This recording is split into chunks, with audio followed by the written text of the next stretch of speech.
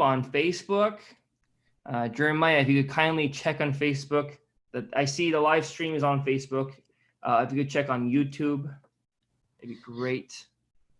Make sure that the feed is up. I am so happy to see everybody here. Peter Terry, hello. How are you doing? Let's see who else we got on camera. Nope, just you. And of course, Mr. Hakeem. I'm going to be giving a bio shortly, everybody. So stay tuned. We're just loading in all the people on Zoom joining us for our 11 a.m. Zoom session. If you'd like to join our Zoom sessions, you can just visit www.clearwaterbahais.org. If you can't join this one, we have one next week on August. Now it's the 16th today. Today's August the 16th, Sunday. Next Sunday, August 23. So this happens every Sunday. Right now we have a presentation with Mr. Gilbert Hakim on August 16th. Next week, we'll have a presentation on a surprise subject.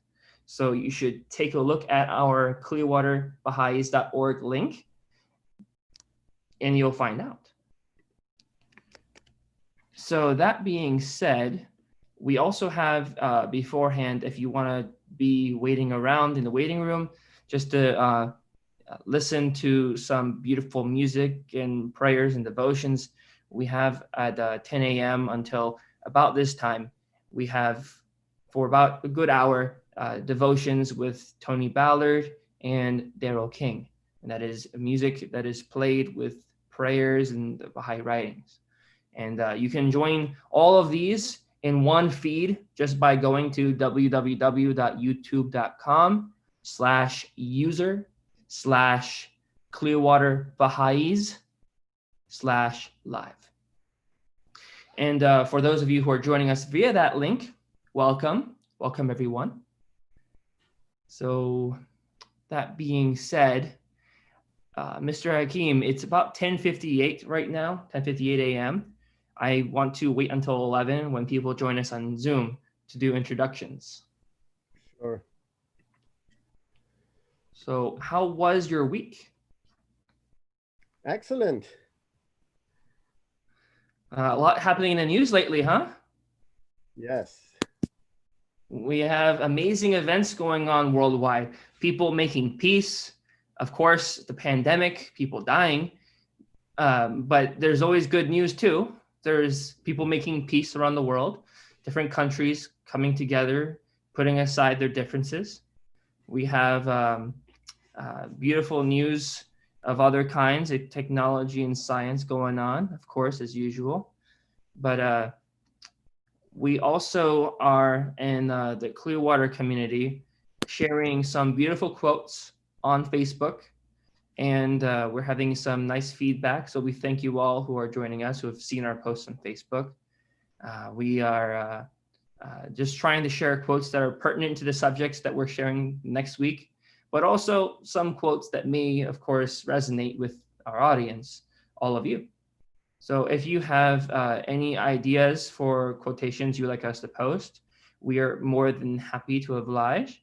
Just send us your request on Facebook or here in YouTube, and we are going to make it happen. So just, again, message us, let us know. It is 11 a.m. and it is time to start. All right. So Mr. Hakim told me to only do one line for his introduction. So here we go, everybody. Are you ready for that long one line? Hello, everybody. Thank you for joining us. So Mr. Hakim is not just a mathematician who just tries to discover reality. Mr. Hakim is someone who cares very deeply about his community and trying to share information that he has himself discovered and researched, and of course, thoroughly tried to understand himself. He tries to share that with all of us so that we can, in our independent investigation, search after these truths ourselves. So that being said, this long line that I've one line introduction I've given, please, Mr. Hakim, take it from here. Great. Thank you very much for attending this.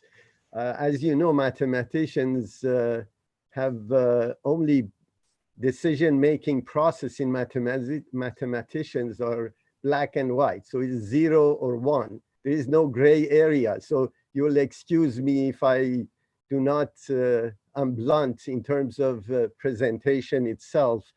We're trying to, most of the talk relates into history of socioeconomics and political systems that derived from those ideologies that occurred generally around the mid-1800s. That all the events that occurred since then, we try to examine and see what impact it did. But it's factual, basically not interpretive. So the discussion, and the reason is to show, especially for young people, to not meddle into politics and try to align themselves to one group or another, because it's really, reality is completely different than what is presented through today, through media or different groups or different movements in general. So we're going to talk about socialism, capitalism, impact of them in politics, US politics, and polarization, and a Baha'i view, and who we are and why the current political and economic system does not answer the questions and problems that the world community has as a whole. So socioeconomics is basically is a social science studying economic activities affecting the social process. Whether a society is progressing, stagnating, regressing, and whether it's local, it has local impact and global impact as well. Now, we need to go back to mid-1800, and these philosophies of socialism actually, and of course, the global view of this ideology occurred in the mid-1800s. And there were two distinct philosophies that was presented. And let's look at where were we in mid-1800s and why those ideologies occurred at that time, and whether those ideologies are applicable today. So you cannot take basically spick and shovel that existed centuries ago and try to build a road, and it would take you a few hundred years to finish the road. So this is really the reality that we need to look at of where those ideas came from, what humanity, what condition humanity was that socialism was presented. So if you look at mid-1800 on the extreme poverty, 94% of people of the world were in extreme poverty. That means that they were making less than $2 a day in 2015 dollars. That means that they were starving, basically.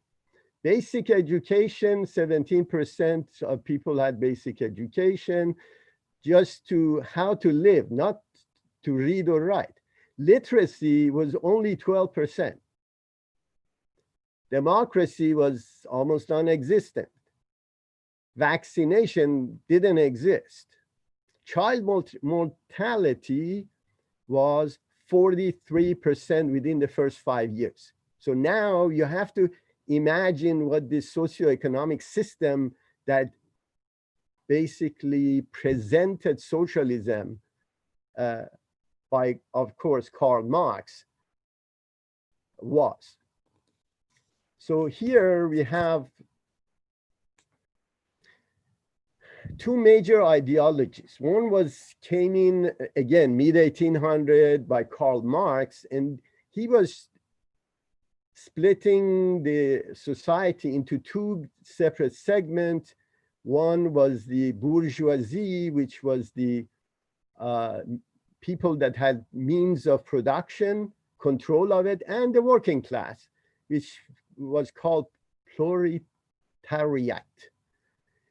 And ironically, the philosophy was that only this power grab situation will get remedied through force. There is no alternative of clash of these two classes of capitalist and labor. There is no alternative. So what this goal was, which was very, very appealing at the time, and ironically, it may have been a necessary process for humanity to go through to get to the stage we are today. But their goal was abolishing the class system, liberate the labor, creation of labor unions, dominate the world through force. So the ideology of socialism is not local or limited to a particular country. And up to mid-70s, this philosophy was followed by adherents to socialism. Bringing unity to mankind, eliminate religion, creation of an egalitarian economic system, mandate state ownership. And some of these ideas still is floating around in universities and among our young people, which they don't quite understand where these things came from. Remember that mid-1800 and basically industrialization, beginning of industrialization of the world. And that's where the idea came from. And of course, bringing justice and harmony to the world. Another philosophy was basically ethical and was the Baha'i philosophy, which said, and came around 1844, brought about a similar promise of outcome, a blueprint of a society promoting unity of mankind, unity of religion, elimination of all kinds of prejudices, abolition of war and militarism, universal individual human rights, elimination of clergy class, cooperation of labor and capital, proponent of free market, safety net for individual in need, necessity of capital and interest. So this was the two major infusion of ideology that we see which one won and where is today's world are moving toward. Whether it's moving towards socialism or what the ethical model that Baha'i philosophy is presenting. So this is abolishing ecclesiastical class, which is a source of skirmishes today in many parts of the world, promotion of spiritual egalitarianism. That means they're all equal in the eyes of God. There is no distinction, and this is very important. No one can say that I'm closer to God than you are. And individuals are equal in the eyes of the law of the land. This is very important as well, which again, still is not propagated even in the advanced economies and Western societies, where people that are in power have special privileges, which we'll find out actually. So this initiative, individual initiative, private ownership, promotion of unity of religion, not elimination of religion, is unity of religion. So this is the model that Baha'is believe brings harmony, justice and harmony to the world. Now, what is a free market that the Baha'i religion was promoting in the mid-1800s? It's an a free market is a system which price and goods and services are self-regulated by open market and by consumers. In a free market, the laws and forces of supply and demand are free from any intervention by a government or any authorities. So all forms of economic privileges, monopolies, artificial scarcities, again, all these things are outside the free market. Again, what is this against regulated market? So proponent of the concept of free market contrast with regulated market, which is government intervention, whether it's tariff, restriction, trade. Again, in an idealized free market economy, prices for goods and services are set freely by the forces of supply and demand, are allowed to reach a point of equilibrium without any intervention of governments.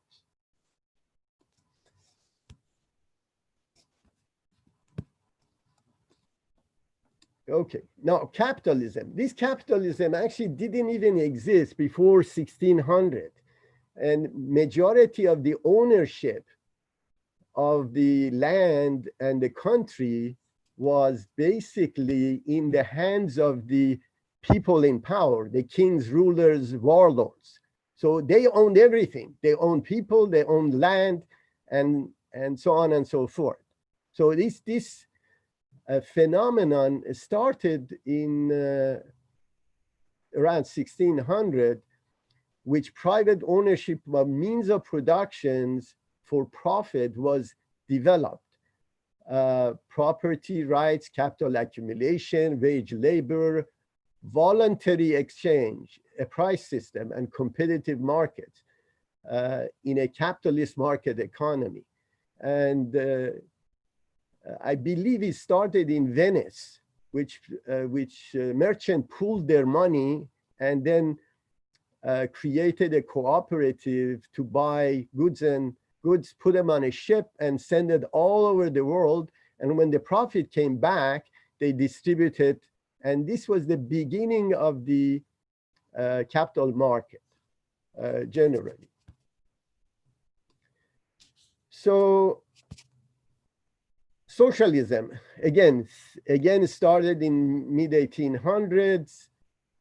It's a political, social, and economic philosophy encompassing economic, social system, social ownership, means of production, worker self-management of enterprise, include political theories, movements associated with these systems are basically ownership by public, collective, or cooperative of the equity. While no single definition encapsulates many types of socialism, social ownership is the one common element. Now, after a couple of hundred years, now we see only Cuba, North Korea, Venezuela are remnant of the purely socialist movement. So basically they disappeared. And these are countries that are in deep trouble and the worst places on earth. We should add Iran to it too, in a different form. So where did this new movement took a foothold? Actually, the whole process started in 1917 with Bolshevik revolution in 1917. So the horror of 20th century socialism, which was Lenin, Stalin, Hitler, Mussolini, Mao, and Pol Pot, they're offspring of this movement in 1917, 70 years earlier, where Marx and Engels predicted the overthrow of bourgeoisie rule would require violence and a dictatorship of the proletariat. That means the labor. Again, Lenin conducted weeding out, discrimination, terrors, and so on and so forth. The historian Rudolf Rommel is estimating that in 20th century socialism, basically Russia and Soviet Union, 61 million people died or executed, 78 million in China, and roughly 200 million worldwide. And some of this were victims of obviously famines, collectivization, cultural revolution, purges, campaign against unearned income. These are, again, capital unearned income, and other devilish experiment in social engineering. So all these experiments you see in universities, minimum wage, minimum subsistence to give free to everybody, all these things had been already experimented. And the result has been disastrous with bloodshed. So this is the monstrosity of terror unveiled in the course of human history. So Lenin coup in 1917, which basically overthrew the provincial government, opened new stage in human history and a regime of public slavery, collectivist economic planning led by coercion, violence, and mass murder. Marx and Engels had defined socialism as the abolition of private property. The most fundamental component of private property, self-ownership, was abolished. So these are the key elements. Now we'll see how Americans experimented with this. Americans didn't invent free market capitalism, but you might say they perfected it. In doing so, they created more wealth for more people than any society in the history of the world. To begin to understand this fascinating and complex story, we have to travel back in time to the very first settlers of America. But before we get to the history, let me define what I mean by capitalism. It's not an easy term to pin down because it developed over thousands of years of human interaction. Adam Smith, the great English thinker, first described it in his famous 1776 treatise, The Wealth of Nations, but he didn't invent it. For our purposes here, I define capitalism as an economic system in which individuals freely decide what they will produce and who they will serve. Since both parties have to consent, it's a system in which success demands that you serve the needs of others before you are rewarded for your work. Now back to history. When the first settlers arrived at Jamestown in 1607, then Plymouth in 1620, they were operating under an economic system common to all European nations at that time, known as mercantilism. Under mercantilism, businesses, especially in the colonies, were operated for the benefit of the state. While governments permitted the companies to make profits, their primary purpose was to advance the national interest of England or Spain or France. The early American settlements were set up to be self-sufficient, so that the English government didn't have to support them, and they had to stake out territory. That was key to the colonial game. If England held the territory, Spain and France didn't. The early colonists began their adventure with what they thought was a beautiful idea. They set up a common storehouse of grain from which people were supposed to take what they needed and put back what they could. Lands were also held in common and were worked in common. The settlers owned no land of their own. Though there was no name for this system, it was an ideal socialist commune. And you can probably guess what happened. It began to fall apart almost immediately. As the colonists learned, when everyone is entitled to everything, no one's responsible for anything. A colonist who started his workday early or stayed late received the same provision of food as a colonist who showed up late, went home early, or didn't work at all. After about 2 years, the settlement was reduced to eating shoelaces and rats. Half of them died of starvation. Captain John Smith, of Pocahontas fame, took control of the colony and scrapped the socialist model. Each colonist received his own parcel of land. Private property had come to the New World. He who won't work won't eat, Smith told them, citing the biblical admonition. Well, they worked and they ate, and the colony was saved. The same story unfolded further north, in the Plymouth colony 10 years later. Although this was a Puritan colony with religious goals, its plan was the same as Jamestown's, and it also failed. As its young governor, William Bradford, noted, by adopting the communal system, we thought we were wiser than God. So they quickly abandoned the commune for private ownership. Soon they had an abundance, which they celebrated with a holiday we now know as Thanksgiving. Over the next 150 years, this hard-learned lesson that men should be responsible for their own economic fate became conventional wisdom in the colonies. The American Revolution was largely fought over the burden that British mercantilism placed on the colonies. Two unpopular taxes, the Stamp Act and the Tea Act, are well-known examples. The Americans saw the British government regulating and controlling almost all of their economic activities and didn't like it. Now, it's true that even after gaining independence, none of the founders could be called capitalists. The idea of capitalism as a description of an economic system was only just beginning to be discussed in America. Yet many of the most influential founders intuitively gravitated toward free market principles.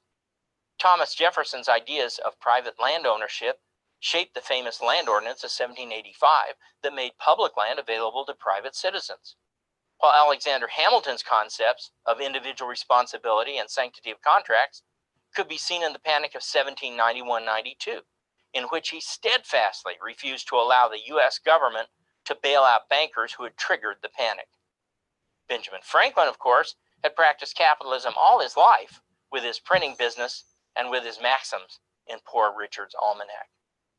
The Constitution itself is awash in core concepts of a free market, sanctity of contracts, freedom of expression, powerful limits on the government's ability to regulate or tax, an emphasis on paying debts, and so on.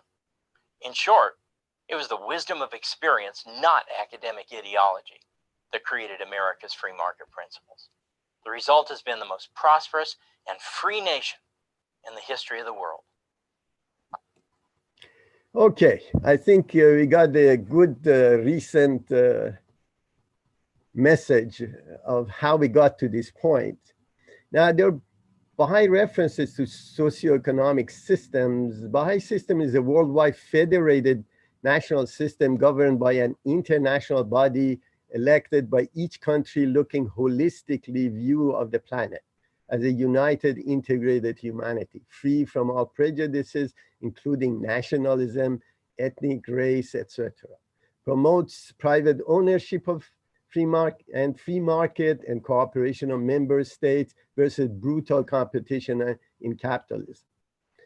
Eradication of war and militarism, free movement of goods and services, production of goods and services where it is most cost effective anywhere in the world, protecting the environment, elimination of forced labor or slavery of any kind, elimination of extreme wealth and poverty, eradication of diseases, elimination of child labor, equality of man and woman, equalitarian system in the eyes of the law, freedom of speech, promoter of individual rights, and which, by the way, finally passed United Nations in 1948, which was, remember, this idea of individual rights came in 1844 by Baha'i philosophy. Eventually, world is moving toward this ideology, but albeit very slowly.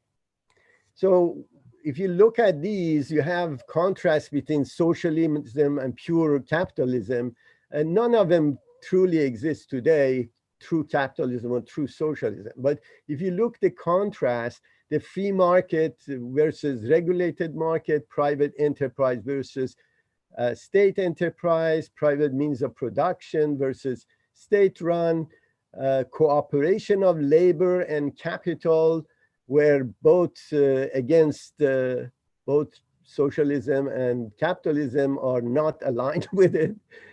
Distribution of wealth, which is elimination of poverty through charity and philanthropy, where one is says distribution of wealth by force, the other one is unregulated wherever the capital generates more money.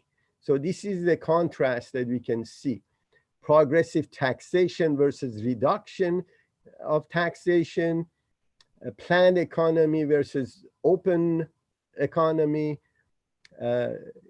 Both socialists and capitalists neglect the environment, where Baha'i doctrine promotes integrated development and environmental protection, state ownership which of education, healthcare, and employment, which is eventually is going to be rationed, which it is rationed.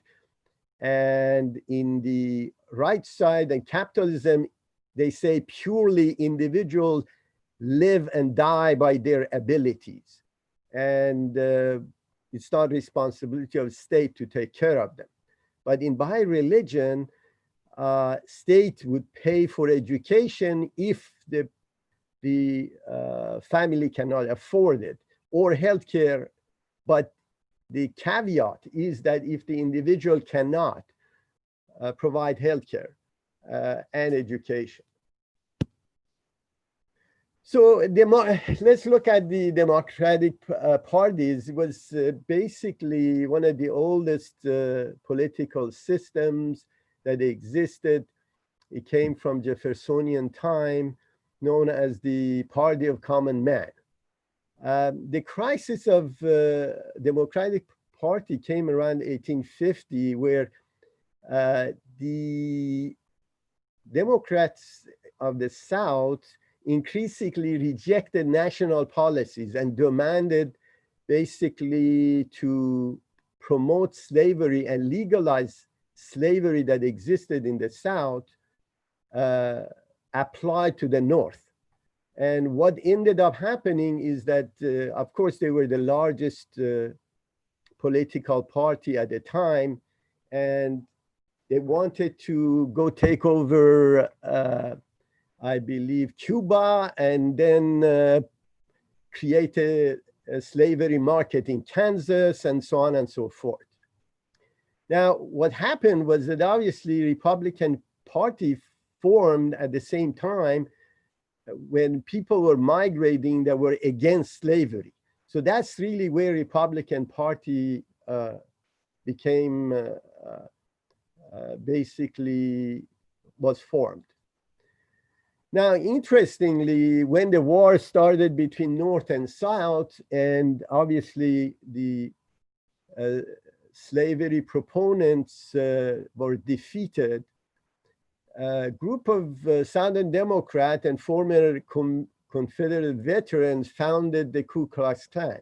The reason I'm mentioning this is that you see the notion of race relations today, which I'll explain later on, which is really not real, and it's fabricated by politicians in general to further their own agenda. So the Ku Klux Klan started basically in 1870s, and they were grabbing most of the Democratic elected individuals in Congress, and they promoted terrorism and establishment of white supremacy, basically, and so on. And they were against Catholics, Jews, African Americans, and organized labor. The peak of the Ku Klux Klan actually was 1920s, that they had 4 million people adherents nationwide. Now let's look at today's political position of the Democratic Party. They're basically promoting social programs, labor unions, consumer protection, workplace safety regulation, equal opportunity, disability rights, racial equality, regulation against environmental pollution, criminal justice reform. They support abortion rights, LGBT community, and again, pathway of citizenship of undocumented immigrants. Typically, they agree with the scientific census of climate change and multilateral approach in foreign policy. But remember, all these things are utopic type of needs that everybody would agree to. The problem is that the objective path of achieving it is not presented. So how about the Republican parties? The Republican Party is sometimes called GOP, Grand Old Party, is one of the world's oldest extant political parties. And they're basically oppose the Democratic Party. They emerged from in 1854, combating that slavery doctrine of the South, and basically was formed by businessmen, Protestants, evangelicals, professionals, factory workers, and prosperous farmers, and former black slaves that and some white Southerners, especially in the mountain areas. And these are still the stronghold of the Republican Party in the South. They were pro-business, pro-bank and gold standard and railroad, and they wanted tariffs so foreign countries would not flood their markets. They were opposed to expansion of slavery. The political position of the Republicans in United States is based on American conservatism, in contrast to obviously social liberalism. The parties consist of moderates, sometimes described as establishment Republican, members of Tea Party and Freedom Caucus, again, populist, right-wing, and far-right as well. The party also incorporates several other factions like libertarian Republicans who advocate libertarian policies. This is basically government not meddling to any of the citizens' activities. Although the Republican Party evolved as far as their economic and socioeconomic agendas, but the conservatism still is the main goal or main objective of the Republican Party. And they're obviously, they want to restrict labor unions, they want gun rights, the traditional values or ethics, or they claim to be ethical. Often it's Christian, it has Christian foundation, restriction on abortion, lavish military spending, unilateral action in foreign policies. They're anti-communist in general. And obviously their belief in restricting immigration and opposing drug legalization. And of course, pro-school choice. Now, the big battle is really between conglomerate of left and right versus people and medium to small businesses. And what tools do they use, these big conglomerates? So it's not the issue of left against right, which it appears, and they make people believe that people are divided between Democrats and Republicans, and now the whole country is divided. In reality, the battle is between the big corporations, conglomerate, both on the left and right, versus the medium, small companies and people that serve them in general. What are the instruments of this battle is regulation, taxes, deficit spending, tariffs, political influence through lobbying, direct contribution through political PACs. Now, what happened last 4 years, again, taxes, these are the two major aspects. And we'll see how Democrats, for example, massively increased the regulations during the Obama administration without even passing it through the Congress. And they use loopholes to do it. And of course, when the pendulum swung toward the right, they killed all of them. It's amazing of the battle that is going on. Now, when you're looking at the departure of ethics from US society, this battle actually, it becomes now more visible that both parties use any tool in their means, whether it's facts or fiction or falsities that they create, or movement, to battle each other. So the big international corporations that are basically puppet masters are two types. One, they're the ones that are actually mostly business to consumer oriented. That means that, and most of them don't pay any taxes, barely, and they're very afraid of antitrust laws to force them to split, because they control their duopolies or near monopolies, and they control basically markets completely. And they portray themselves as champion of the common man, and very sensitive to consumer opinion. Usually they are left-leaning organization promoting Democratic Party in general. Who are they? They're Amazons, Google, Facebook, Microsoft, Apple, processed food companies like Kraft, beverage companies, personal care companies, media companies, Hollywood, and etc. So you see this divide is corporate-based, not people-based. So how do they do this? Is through regulation, taxes, deficit spending, social program helps them to profit from consumerism to the detriment of society and a small business. So they don't really care about people. They want to sell their goods, and they agree to whoever is in power and whatever means they can use to basically please them. And they look at people as cash machines, basically. So the other side is people that are the conglomerates that are business to business normally. That means that these are large near monopolies as well that promote free market, the less traffic, lower taxes, deregulation.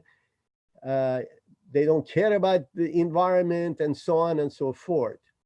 And they usually lean toward right. And these are Republican ideology, financial deregulation, abolishing environmental laws, help them to maximize profit at the detriment of people and environment. And of course, small companies as well. Who are they? ExxonMobil, Bank America, Deutsche Bank, Coke Industries, GE, agricultural manufacturing, Boeing, and so on. Now, who are these majority of silent majority that is being squeezed by these conglomerates and through the use of politics? These are medium and small companies, usually 1,000 employees or less, and they promote open market, lower taxes, lower regulation, access to market. They're usually service companies, clinics, restaurants, small manufacturers, personal service companies, software companies, biotech startups, construction companies, technology entrepreneurs, retailers, car dealers, and service and repair, and so on. So you see the contrast that who is the bulk of the silent majority. And they're environmentally conscious, politically moderate, true champion of the people. Their existence are tied to the best service, customer satisfaction, employee satisfaction, and they're the main engine of the growth in the job market and economy. They are in constant competition with big conglomerate and big business with limited access to capital and cost of money. They want the government to stay out of their business. They are mostly conservative, leaning toward Republican Party ideology. Now, how does these conglomerate control the process, drive the politics? It's through special interest group and lobby group. And the lobby groups are three kinds. They're animal rights group, environmental group, like Greenpeace, you have public interest groups, and then you have underpaid professional workers groups, like American Bar Association. Of course, this is an anecdote.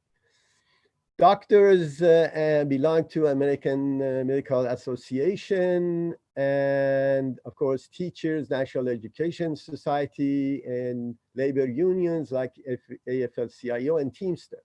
So the most common type of interest group is formed around businesses, corporation, and trade association.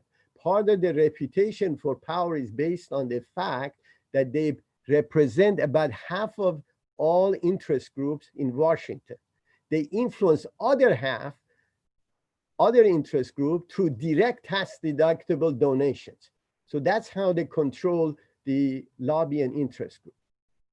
How do they work? They send representatives to Washington, D.C., lobbying the Congress people generally.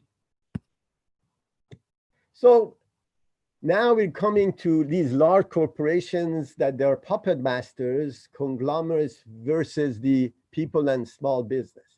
So through a special lobby interest group, they control legislation. Through political PACs donation, they control politicians. Through advertising dollar, they control media, which are mostly media is leaning toward left. And the reason is not because they like it, is because majority of business to consumers that spend advertising are left.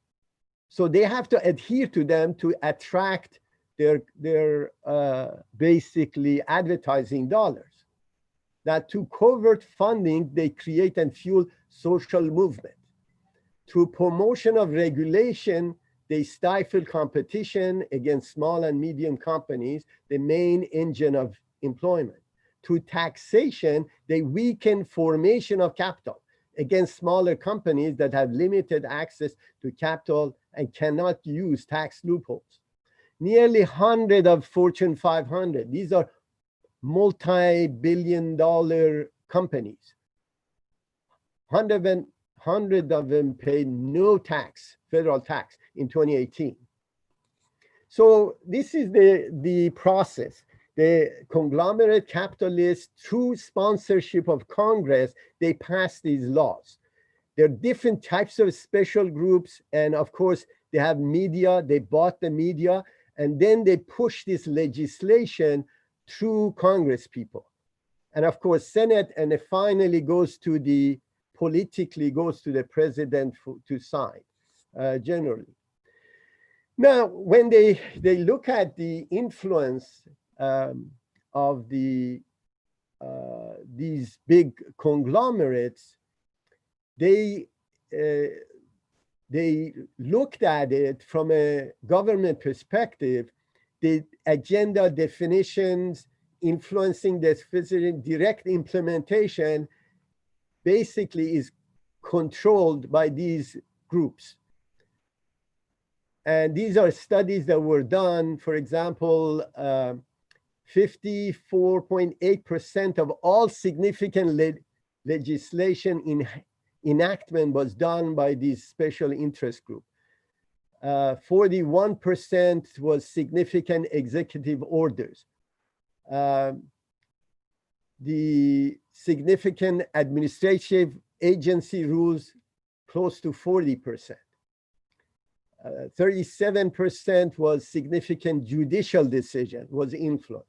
So policy historian does credit interest group factor with playing a role in policy making in every type of federal policy making venue, but most often in Congress.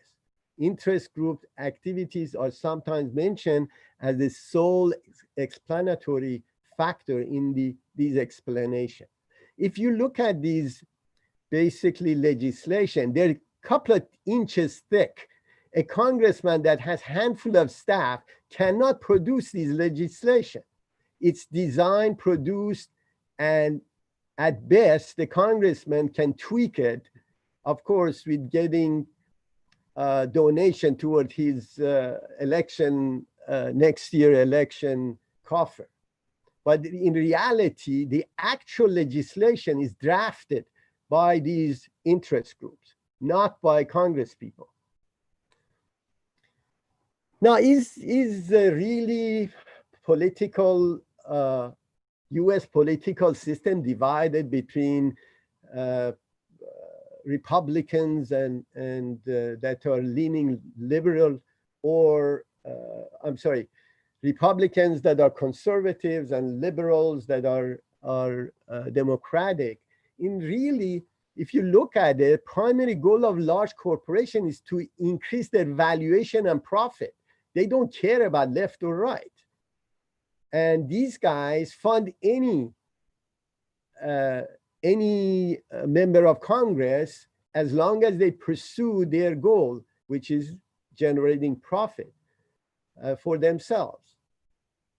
So they want these regulations to protect their turf and market shares. So they, on the surface, again, they're very liberal and progressive, and but in reality, they increase the cost of goods and stifle innovation. And against, of course, startups and small companies in general. The small companies are really the engine of production of labor. So this basically, as we mentioned, these monopolies, for example, Amazon, when you're looking at, and they're mostly business to consumer type of organization. And obviously Amazon is a near monopoly in the market, similar to, for example, Microsoft is near monopoly in their environment. And what happens in general, they use the information internally to stifle and destroy the small businesses. A good example of it is Google, although it appears, the Amazon appears to be open market, anyone can compete there. But in reality, they use artificial intelligence and statistics of which products are the most dominant in their segment of the market. They would replicate it with another manufacturer, and they promote the hell out of it and basically destroy the smaller businesses. And this is not seen by the consumer, and because they spend so much money promoting left and left of center ideology, people think that they're promoting, they're good for people. And in reality, they're not. And this is really what people need to know. The big, same thing with on the right side, the conglomerates, they don't care about the environment, like chemical companies, Koch brothers, oil companies. And of course, the reality doesn't change that the people and small businesses are subject to brunt of their mishap. So what is the principle of socialism and Baha'i refutation of the socialism in general? The principles of socialism are outstripped in religion of God. For instance, God commands, but they prefer them to themselves, although there be indigence among them.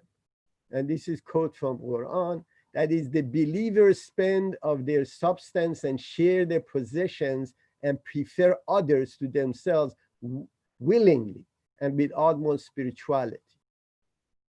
Socialists, however, desire to enforce equality and association by compulsion, although the preference for others, which is the exhortation of God, is more difficult because the rich are enjoined to prefer others to themselves.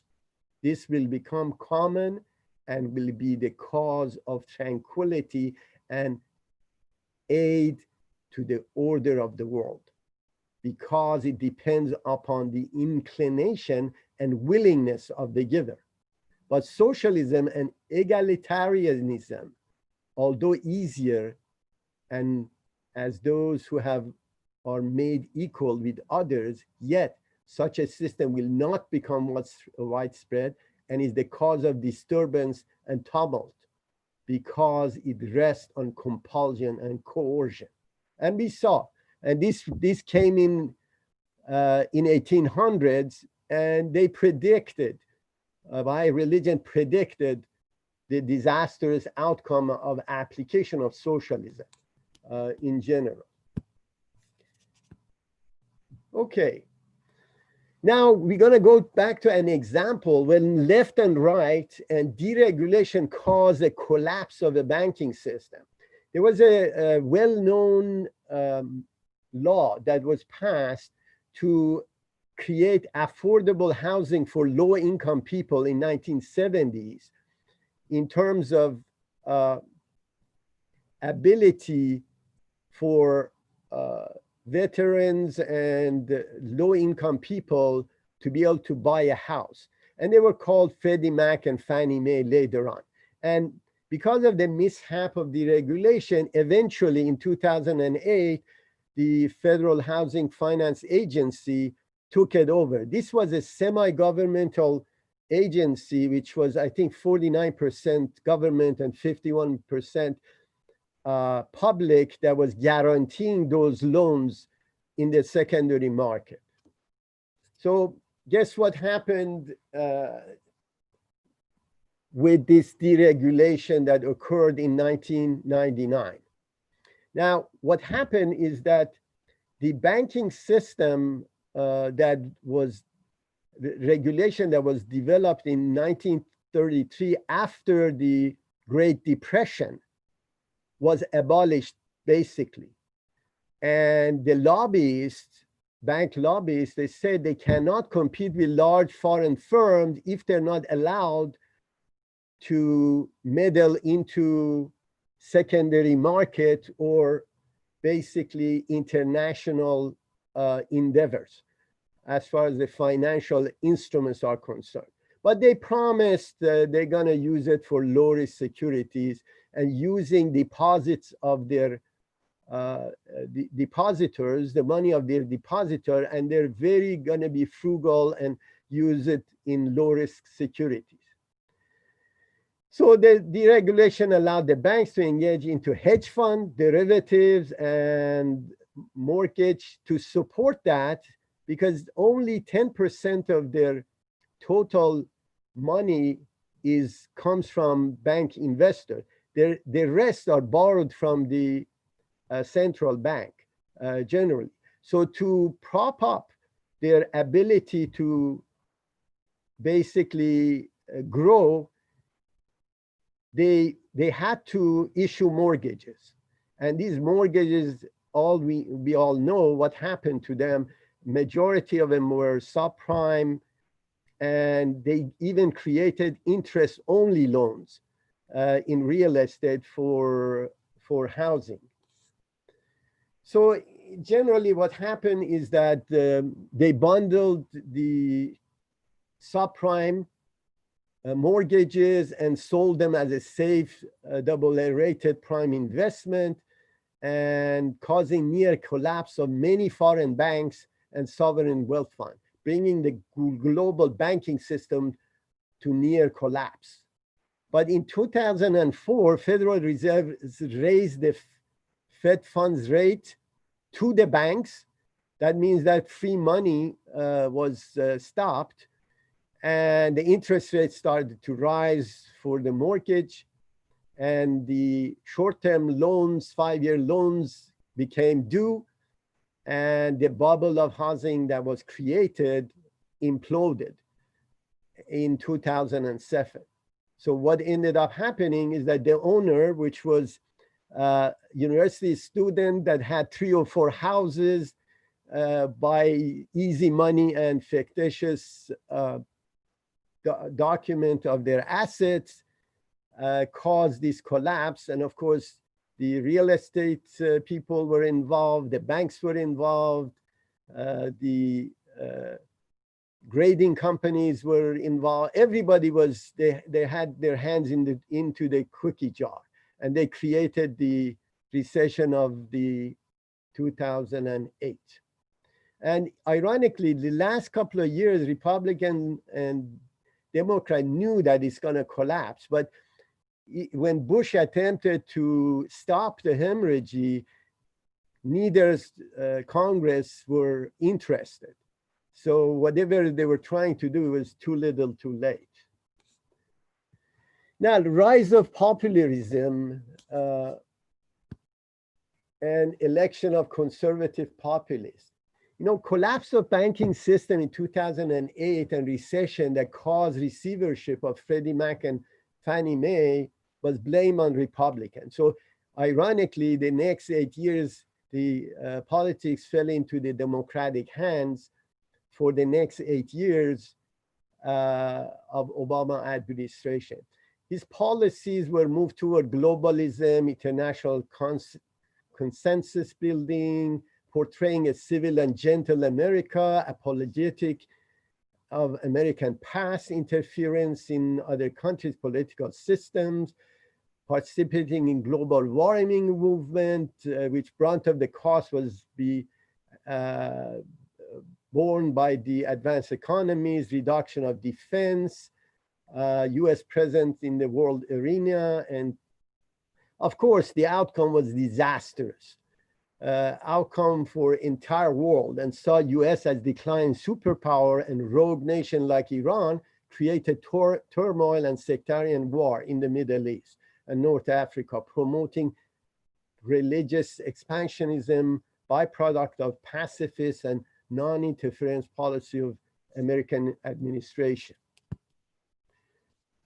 So let's see how did he do it? Because these majority of these laws couldn't even pass Congress. So his domestic policy was massive injection of liquidity in the market, bailing out the banks, massive expansion of food stamp, massive expansion of unemployment coverage, providing grant to education for unemployed workers, expansion of food stamps. So generally, the deficit during this period almost doubled. So he used the Affordable Care Act, which was increased the premiums almost 97%. Of course, it engaged a lot more people had insurance after that law. But the revenues of the insurance companies increased actually. So this didn't impact the global, those conglomerates of insurance companies were having a field day as well. But the brunt of this was borne by obviously people, small businesses, and deficit. And of course, DACA as well. Now, how he did it, which is interesting. The first 2 years that they Democrats controlled the Congress and presidency, they could pass those laws. From then on, the next 6 years, he used executive order. During his presidency, he had 1,461 executive order. So all the left-leaning agendas were signed into law by him, bypassing Congress. Where you look at the Trump administration, executive order was only 177 in 4 years, or Bush era was 291 in 8 years. So that's how he did it. Now, cutting defense budget, massive expansion of government size, massive increase of regulation, tax rate, expansion of IRS, chasing medium-sized corporations. So these policies increased the national debt from 9 trillion to 19 trillion. Of course, our children are going to pay for this. Ironically, it hollowed the economy by creating low-paying service jobs, flight of manufacturing to other countries, generous trade partners, promoting globalism, stagnation of US workers' income, flight of capital, stagnation of business formation, creating jobs. but they were certain that they're gonna win. This is interesting. They're gonna win. And the reason was that they had 46 million people on food stamp, increasing the size of government, strengthening unions, having easy monetary policy, massive subsidies, promotion of green energy, global warming movement, and so on and so forth. Interestingly, they were right. Their ideology won the popular vote, but they lost the presidency to a populist at the end.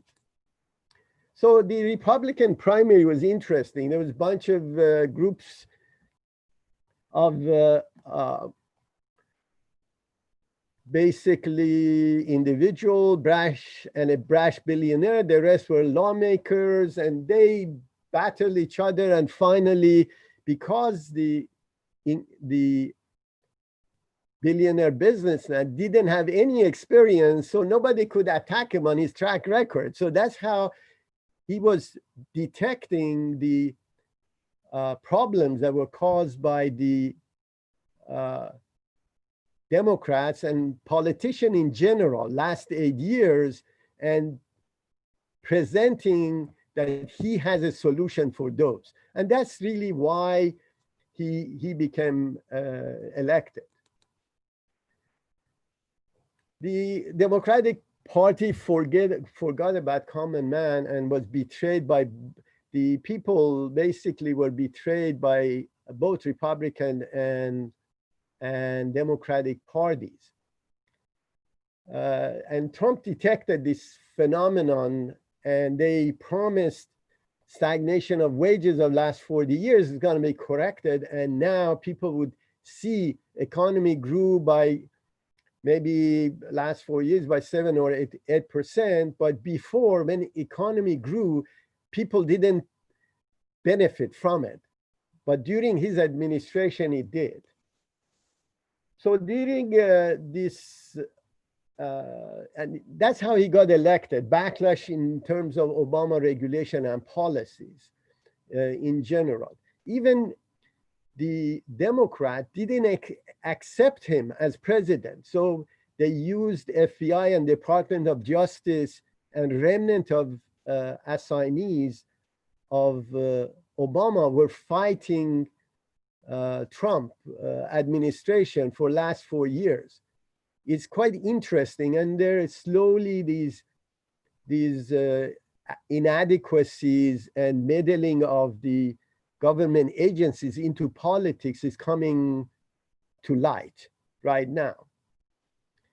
Even traditional Republican politicians were against his policies also, because he mainly attacks large organizations and conglomerates.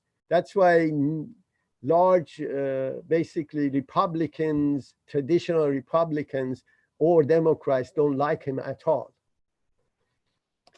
Now, midterm elections, these conglomerates infused a lot of cash into the Democratic Party elections and took the Congress back, basically, through these special groups and spending massive amount of money on local elections. So now we're going to go to today's presidential election, and I just want to clarify something so we don't get mixed into politics of how these elections are conducted. First of all, there is a new science called artificial intelligence and machine learning language that is in disposal of both Republican and basically Democratic parties. The way it works is that they take the history of all elections with all the variables, and then they plug in the element of variables within this model to predict whether their representative is going to win the election or not. So this is a really scientific method that they do this. And the formula is binary. That means, is incumbent president get reelected or not? So it's a binary, yes or no, right? Now, I give you an example of how banks use this artificial intelligence. It's very simple. simple process, and I explain one of them. Like the banker sits and say, it looks at the data of all the loans that they have given. They look at it and find out that if the loan to salary of the person is 3 times higher, then there is a 90% chance that they can pay the loan. Otherwise, they would default. That means that if the loan is more than 3 times the salary of the person, there's 90% chance of defaulting. And if it's less than 3 times the salary, there's 90% chance of basically them paying it back. So what do? They create policies, again, yes or no, to loan to this person or not to loan. And you see the false positive or false negative is only 10%. So this is, you see how the bankers do on one variable. Now in the election process, the variable is many. And the way this machine language works, they run millions and millions of runs with chasing basically different variables. And each variable has a multiplier. That means effectiveness of that variable into the election result. So what ends up happening, so you have economy, unemployment, voter turnout, party primary, approval rate, advertising, base turnout, religious groups, other variables like race relation, riots, security, war, deficit, law and order, poverty rate, populist movements, inflation, misery index, and so on. So you see, I give you one example of this economy. So they plug in at, if the last 4 years economy growth is more than 8%, there's 90% chance of the incumbent winning. So they plug this into did economy grew more than 8%? Yes. So then they plug it into the formula of the election result. The same thing with unemployment. Did unemployment drop? Did unemployment get higher? And voter turnout, same thing. And around this, look at the race relation or riots. These are factors in this model. Unfortunately, these models are being used by the Democrats, and then they decided that they can influence the election result through these variables. So what is the result? The result is they pick movements that maybe it's obscure or very sidelines, and then they resurrect them. So let's look at the Black Lives Matter, a socialist movement, and their logo is defund the police. Is it a social movement or a political election tool? If you look at the chart that was published by one of the universities, you'll see there is no blacks in these movements. It's 76% Caucasian in Atlanta, 78% Caucasian in Los Angeles, 85%, all these riots and so on, is Caucasian in Minneapolis. 76% is Caucasian in New York. So this is not a socialist movement that is basically sanctioned by people. This is an election variable. That's all it is. Now, what is the real movement? This is the real movement. Look at this picture and tell me, what do you see? This is Civil Rights Movement March. What do you see?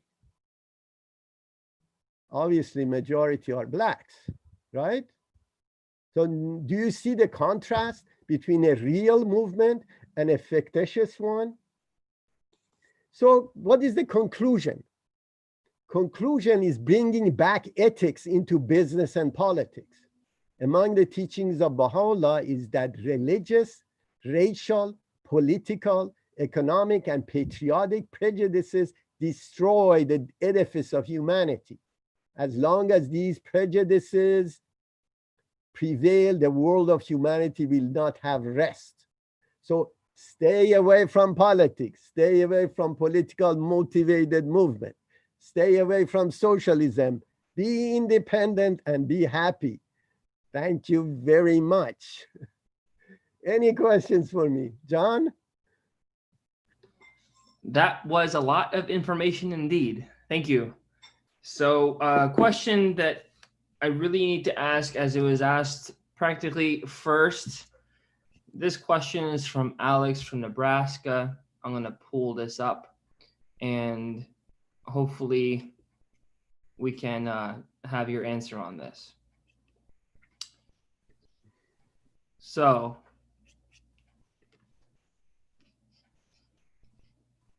oh my God, I'm scrolling through that. You got a lot of questions. I apologize if stepping on anybody's foot or ideology. This wasn't my intention. It's just factual element that people need to know. So here's the question. So one thing he's been wondering about lately in relation to the topic is the idea of universal basic income. This is what he says. I've been hearing a lot of praise for it lately. Supporters of the idea talk about how when everyone has a basic income, they can meet their needs, then they're free to pursue jobs that truly interest them, ones that typically aren't considered real jobs.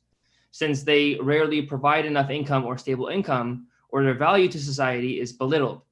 Furthermore, people will be able to undertake entrepreneurial endeavors without worrying about paying their rent, their mortgage, or putting food on the table. In other words,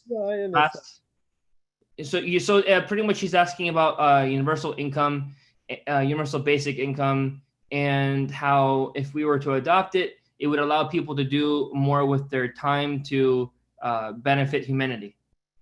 Well, again, this is a socialist ideology that is proven false generally. So this is not something new, as you saw during the early settlers. They tried it. See, they said, come and pick anything you want from the storeroom, and guess what? They all starved to death. So we tried this already. So why go back to it? This is from a basic human activity perspective. If you're not responsible for your own well-being and you're fed, this is what end up happening. We already tried it. It's not something new. Ironically, it's nice to the ear if you had unlimited resources and somebody else was producing it. So that's the key element from that perspective. But from a religious perspective, in Baha'i religion, is prohibited, actually. It's called so'al, means begging. That means you have been donated money without any work. This is prohibited in Baha'i religion. You're not allowed to receive money without performing work for it. Whether you're a monk in a mountain seclusion, those type of practices is forbidden in Baha'i religion, which is the latest revelation of God. I hope I answered it. So is there an example from the past that, other than America, you can pull from that would elaborate more this subject about people effectively? Of course, 1974, city of New York went bankrupt. And the reason was that they instituted with a socialist basically administration in city of New York, they gave $400 per child to every citizen of New York. And what ended up happening, it promoted basically having children out of wedlock. Wait, $400 per child per month? Per month. Per year? Per month. Right. So what ended up happening is that people had tax-free, by the way, tax-free. So I was an engineer in 78 when this collapse occurred. I was making about $30,000. A lady in Harlem with 6 kids was making close to about 24,000 tax-free, equivalent of $35,000 plus free food stamp plus free housing. So for her to, she was making more money than an engineer that worked 8 years to get a degree. So what was the result? Did they contribute freely to the society because they were paid? No, it promoted promiscuity, having children out of wedlock. They destroyed the base of blacks in New York City with these policies. So a question that was asked by Yvette, she's asking regarding the sources that we're using for the statistics. Is there a place someone can go to find sources on their own to see what you're talking about independently? Sure, Wikipedia has all of it. You mean the statistics I showed on the? Yes. Okay, yes, there's statistics there. I didn't invent any of it. So anyone who goes to Wikipedia, they take a look at the sources that are cited. On the bottom, there's the references. And then those references on the bottom of the Wikipedia page, if you click on it, remember, this is the Wikipedia is the most advanced and accurate source of information. And you can get it there. It's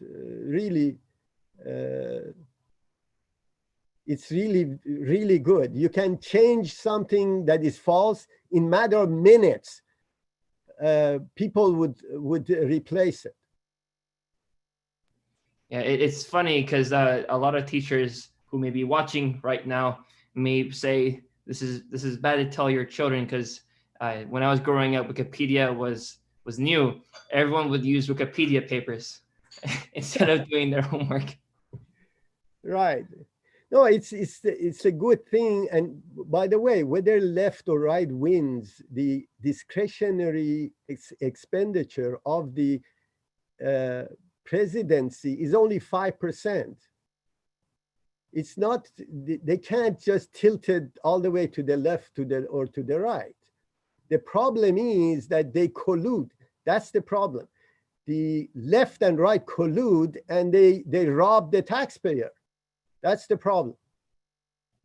So the question that several people have asked is, why talk about these movements, either the left or the right? What is the contribution that the Baha'i message has to this problem that you're describing or alluding to? It's ethics. The Baha'is are trying to make Christians adhere to Jesus's message. We're not trying to change them. They've taken ethics out of education, ethics out of politics, ethics out of entertainment, ethics out of songs, ethics out of schools, you name it. Ethics out of military. We're trying to push them back to become a Christian. So for people who are not Christian, or people who don't right now believe in a God, what do you mean by ethics beyond that? What do you mean by ethics? We described the individual rights. Remember the first slide that I showed you, the tenet of revelation of mid-1800s of Baha'i religion, which is slowly getting adopted. It was only 1908, which Dr. Wright took to Congress regarding abolition of child labor. Prior to that, 5-6-year-olds were going to factories or farms and working. Guess what? In mid-1800, Baha'i religion prohibited parents and government to take children out of school and put them to work. So it took close to 60 years before those messages got into the system. Or same thing for women's right, for example. Toward mid 1800, this equality of man and woman, which was promoted and exercised, not talked about, exercised by Baha'i administration and Baha'i adherents in mid 1800s, it was only 100 years that women could vote in this country. Only 100 years. Imagine in mid 1800, women could vote, they could divorce their husband, they could travel with their permission. So these are the key elements of revelation that is seeping into the society, Western society. Ironically, majority of them think they invented it. That's the funny part. So you're saying that the source of all these social movements that have been to liberate the people has been, you're claiming, from the Baha'i message, right? Of course, it's written, it's there, and it's dated. So you can go to Baha'i books and you can see when it was published. So there's a question here from Chance that was asked towards the beginning of your talk. And this question had to do with the Baha'i values that he found relates to what you're talking about. So he asked, based off of this quote, he asked that this quote, the most despised of men in the sight of God are those who sit idly and beg. Hold ye fast unto the cord of material means, placing your whole trust in God, the provider of all means. When anyone occupieth himself in the craft or trade, such occupation itself is regarded in the estimation of God as an act of worship, and this is not but a token of his infinite and all-pervasive bounty. And then he also provided this other quote that the most despised in the sight of God are those that don't work. So his question is, where the faith says that, you know, in the sight of God, all people should work.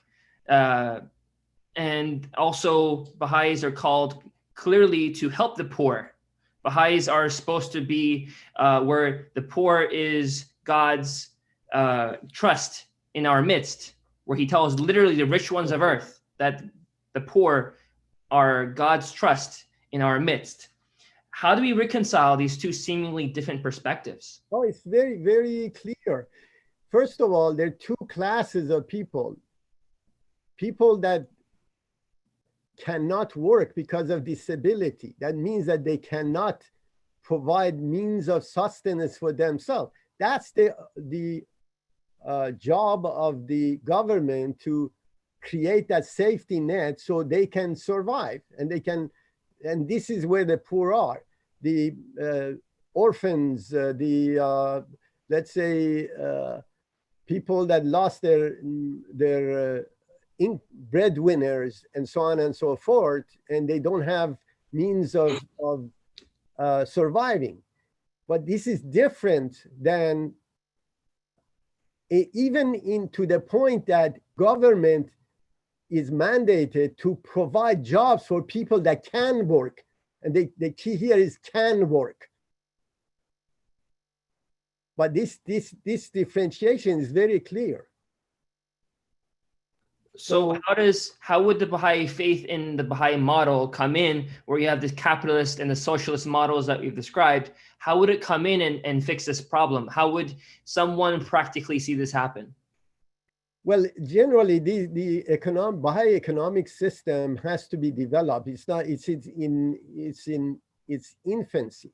The real source of capital and interest to the capital is part of the major departure from the prior manifestation of Islamic doctrine that was prohibited, for example, interest or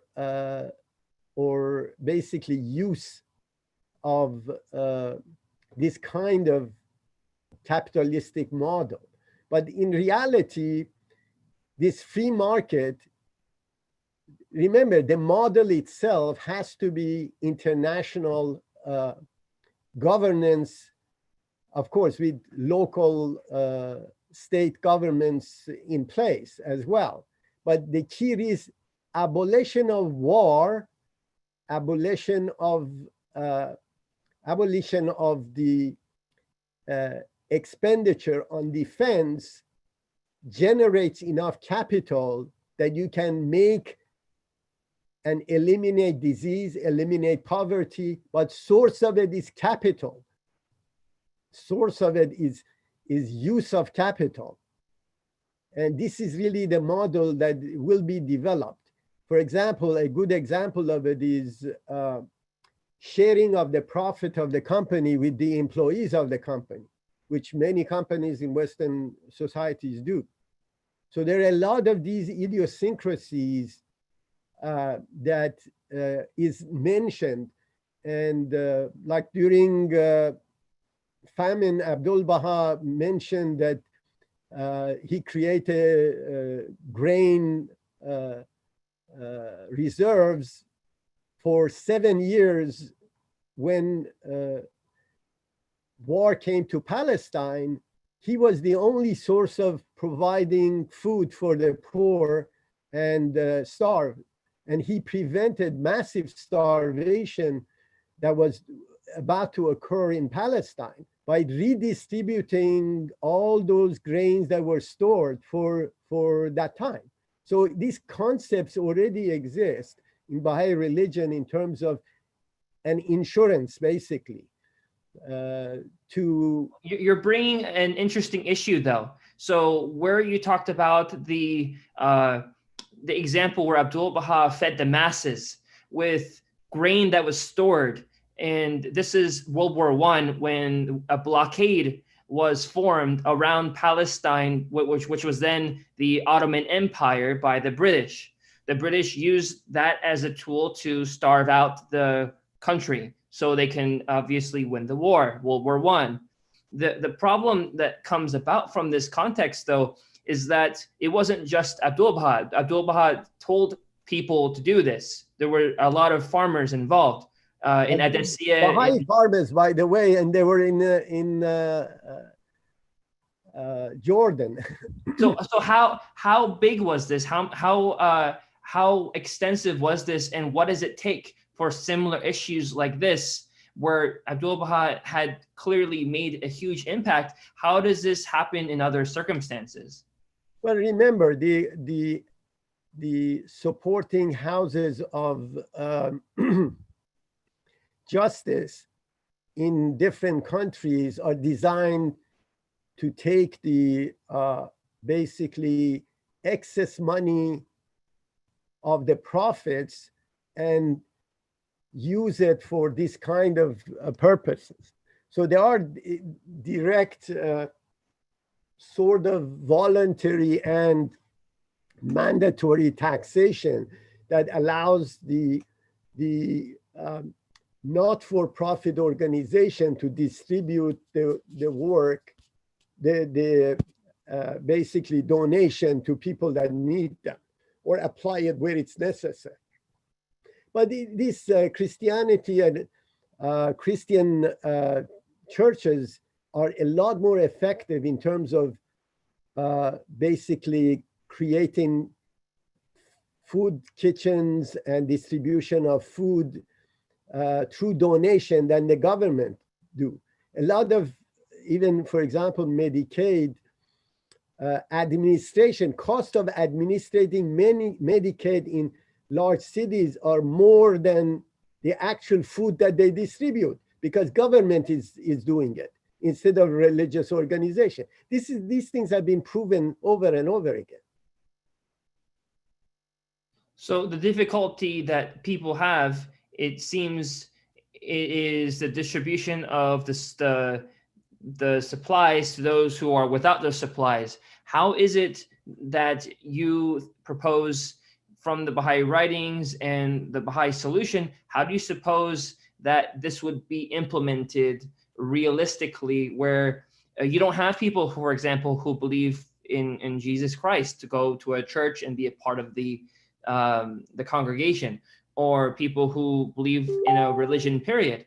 How do you propose meeting the needs of a society that is, well, as we're calling it, and we've described it, pretty broken? How do you propose fixing it?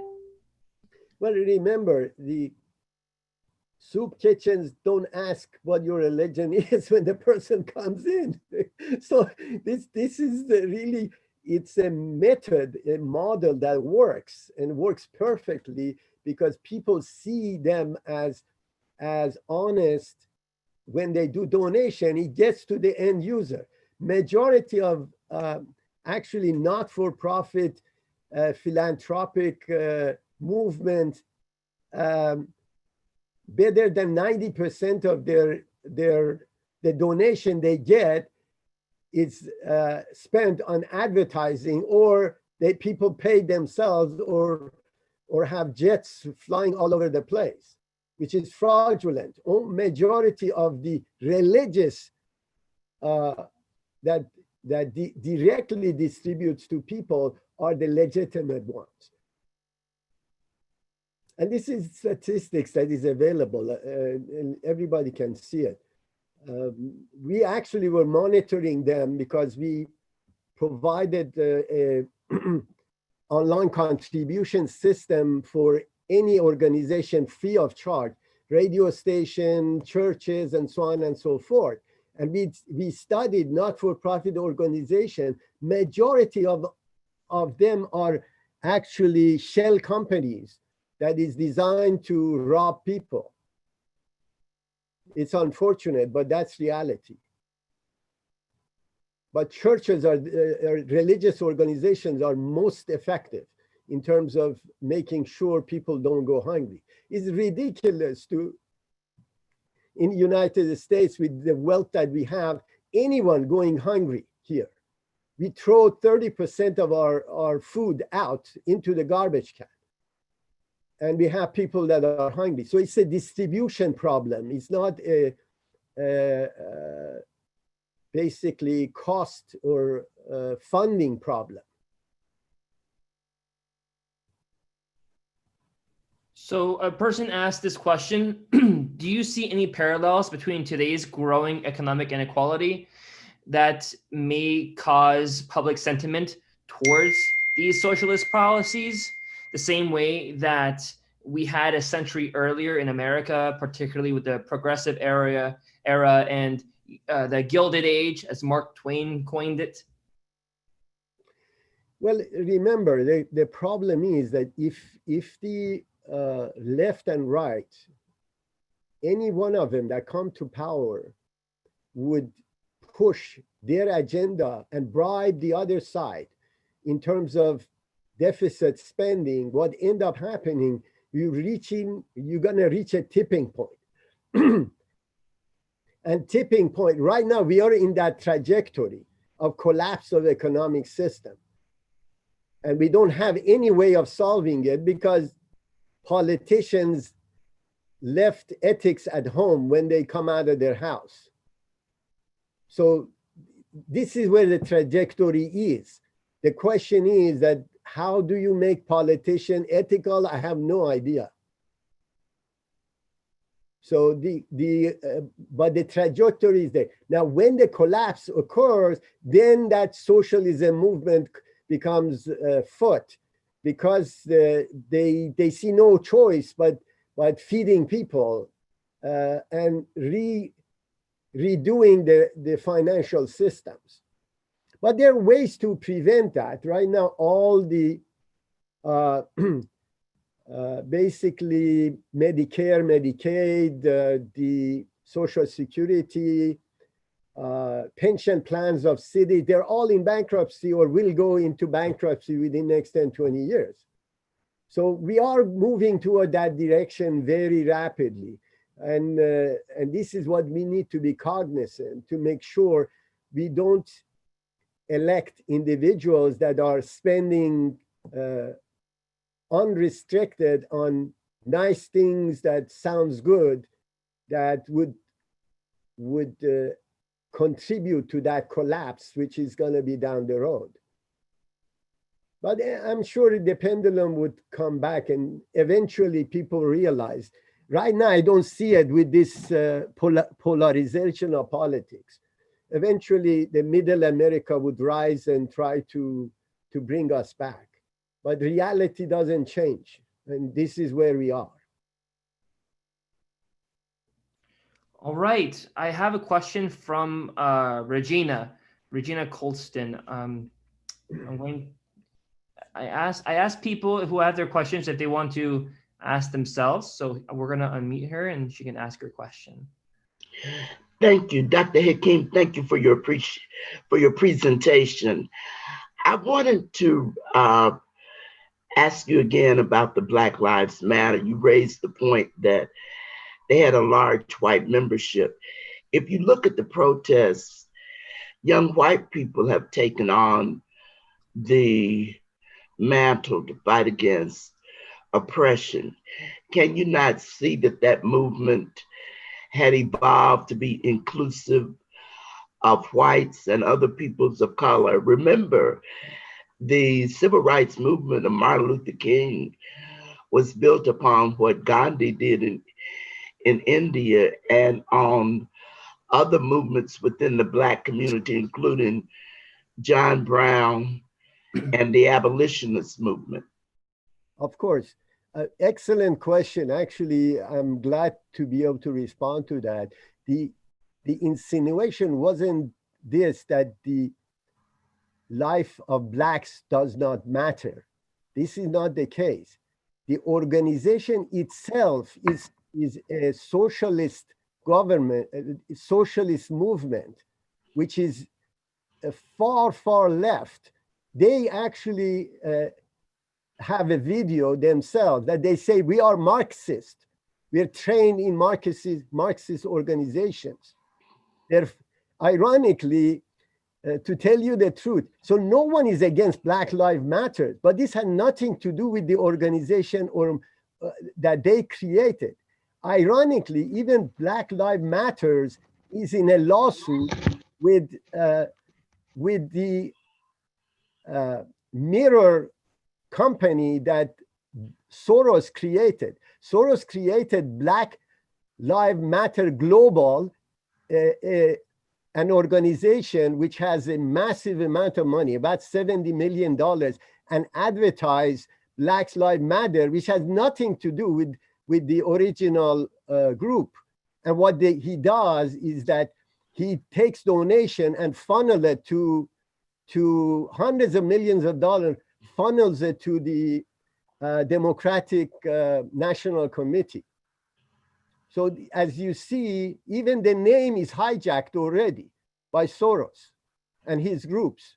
And they're raising money, giving it to, and this is, why don't you look at the Wikipedia?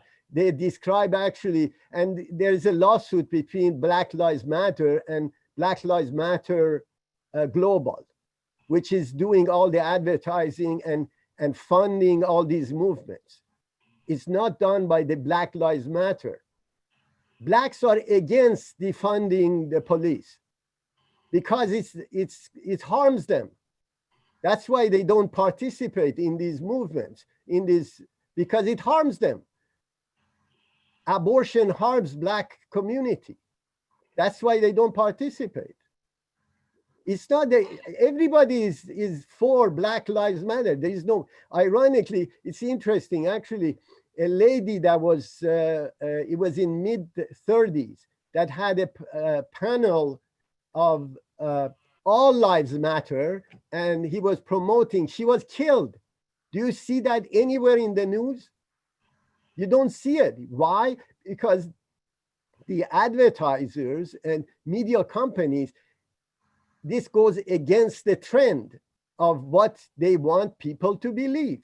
Therefore, they not present it. But remember, all these in 60s, give you an example. In 60s, the Black community's family unit was stronger than whites. In early 70s, when liberal took over, they promoted abortion, they promoted free money, they corrupted the inner cities, And what ended up happening is it started to dismantle the Black family. And now we see the result of it. But it's the issue of the religious doctrine that the Democratic Party and socialist movements are against. The minute you take God out of it, whether it's education, whether it's family, whether it's whatever, military, you look at media, if you take ethics out of it, it's going to destroy itself. Baha'u'llah actually is mentioned. The time comes with prostitution of media occurs, prostitution of basically politics. All these things, prostitution of arts. These are all prophesied within Baha'i religion. And this is the ill of the society. Now, question is that and this is what they're saying, is American society prejudiced? If you have lived anywhere else in the world except America, you would know this is the least prejudiced country on earth. The problem really is that, as I said before, so the unfortunate thing is that these race or religion or factions are being used by both left and right. It's not just one side. They're used to get to power. And once they get to power, they forget whatever promise they made. And this is really the problem. It's a political problem. It's not a racial problem. And it's being used, unfortunately, for that purpose.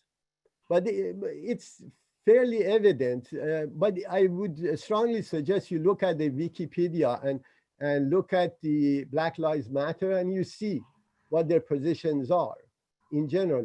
It was designed by two socialist communist ladies and one lady which is feminist, anti basically men type of organization. This is how it was formed. Forget about the ideology, but nobody is against blacks. Is there some prejudice against black? Obviously, in any large organization, you see all kinds of prejudices, but it's not dominant in the industry. It's not dominant in the society. It's amazing, actually. During these riots, I think close to about 15 or 16 police people died. A few of them got blinded, and their lives don't matter. Ironically, a lot of them were blacks. So black lives don't matter, but others does. It's just a political thing. We shouldn't get entangled with this in general. Is it an old wound that when they open it up, it creates emotion in people? Yes, of course it does. Was atrocities done to blacks? And in some cases today it's done? Yes, it does. But it's not dominant the way they present it. There are a lot more blacks die. Actually, a few weekends ago, 17 blacks died in Chicago in one weekend. Nobody said anything. And they still took the police out of Chicago by the black mayor.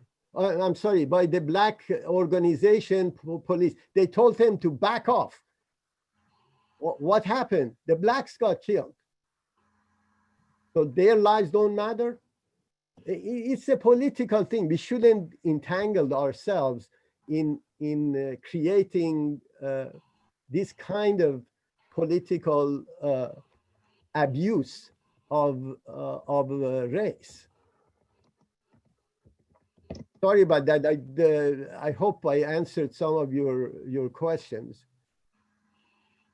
But those, believe me, I myself, I lived in a country that I was discriminated for my religion for close to 20 years.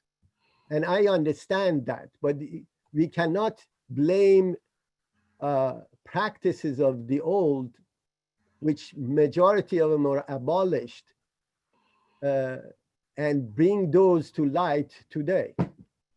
But there is the legitimate, Black lives should be a legitimate elimination of discrimination against race. That's for sure. I'm not against it, or I'm not talking against it at all. I'm talking about just the movement itself, which is hijacked. That's all. Great. So there's a question we have about Black Lives Matter again from Sue Emil. She's saying Black Lives Matter is not a political thing in some areas. It's not a matter of one size fits all. That's her comment. But I'll make it a question and ask, what is the Baha'i position on race unity? What is the Baha'i position on these racial divides? I think I remember with Louis Gregory, we're told to marry one another. That we're not just one family, but we should implement that in reality. No, of course, the first marriage was sanctioned by Abdul Baha when that marriage occurred. So Baha'i is this is 1912 we're talking about, where even churches, Christian churches were segregated in general. Now, in Baha'i meetings during that period, Abdul Baha made sure that blacks and whites sit across the same table. Now, as I said, the Baha'i doctrine promotes this race unity, religious unity as well. There is no difference between a good Christian and a good Baha'i. There is no difference as far as what is practiced in general. We don't discriminate. There is no infidel in Baha'i religion. And if we're colorblind in general, society would heal much faster. And we see the example of it in South Africa. If blacks that came to power would use their power to suppress the white, the whole community society would disintegrate. But they forgave the whites. And you see they started to expand progress. And now they have black administration, black politics there. The problems didn't go away, but at least, as I said, this issue of forgiveness of the past is the key to healing. So there's a question, two of them from Edward Westwest, and he's asking, how can Black peoples gain equality and gain equity in these systems or governments? Well, this is the whole point. It's the access. The blacks are same position as poor whites. It's the access to capital and ability to expand their mode of creating jobs and businesses. Now they're assimilated in the economy. Ironically, there was a statistics that during the last 4 years, minority ownership of new businesses created jumped from, I think, 19% to 45% during last 4 years. And this is why, because the capital now is available and banks are loaning to them to start businesses. That's what you need to do. Make sure there is no discrimination based on color, religion, against real estate, against location, against businesses. So the banks have to be, and banks and basically organized watchdogs needs to make sure that this discrimination doesn't occur. And that's how you can fix it. So there is a statement on this from the Universal House of Justice written on July 22nd, 2020, For those of you who are joining us today, please research this letter, and you can read the letter in its entirety on your own.